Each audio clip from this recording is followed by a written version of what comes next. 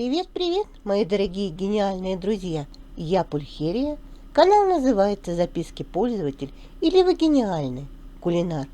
Сегодня мы с вами приготовим итальянскую меренгу, просторечие называемую белково-заварным кремом. Для этого нам понадобится белки от 3 яиц. Я их взвесила, их 84 грамма. Яйца первой категории. Сахар. Сахара нам нужно 210 граммов. Вы же свои белки взвешиваете и умножаете их на 2,5. 2,5 раза больше, чем белков. Ванилина 2 грамма.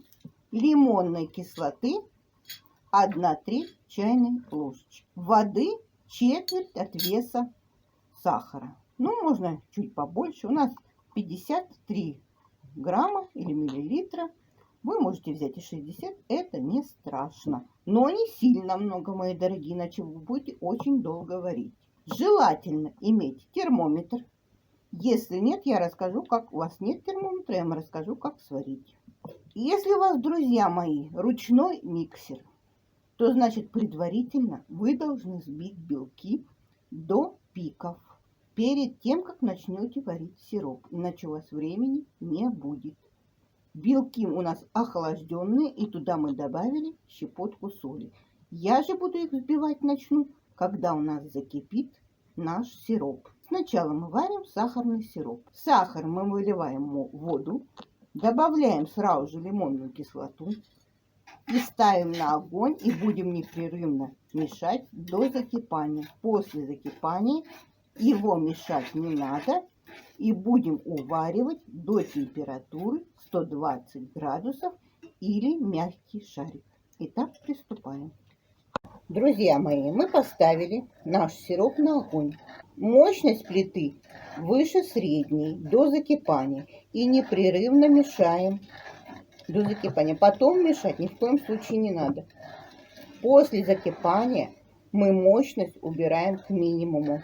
Кто взбивает белки сейчас до варки сиропа, не забудьте туда добавить ванилин. Сироп наш кипит.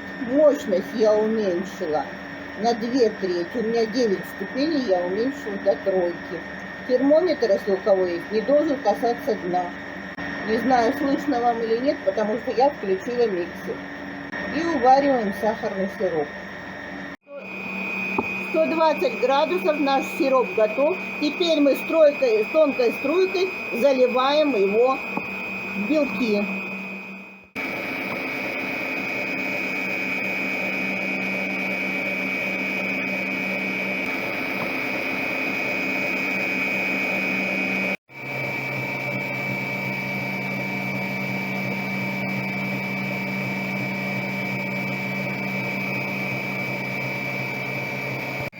Ну, кажется, друзья мои, готово. Выключаем. Друзья мои, показываю результат. Как должен выглядеть взбитый, готовый белково-заварной крем. Как определить степень его готовности? Он должен вот так замотаться за венчик. Даже если у вас ручной миксер электрический, тоже должен за лопасти замотаться. И должен начать отставать от чаши. Практически он отстает. Вот вам покажу. Проверяем. Зачерпываем, переворачиваем ложку. Он должен не упасть. Переворачиваем ложку. Показываю вам. Очень стойкий. Вот так он готов. Для чего он применяется? Ну, прежде всего, для украшения. Для начинок, трубочек, торта и так далее и тому подобное.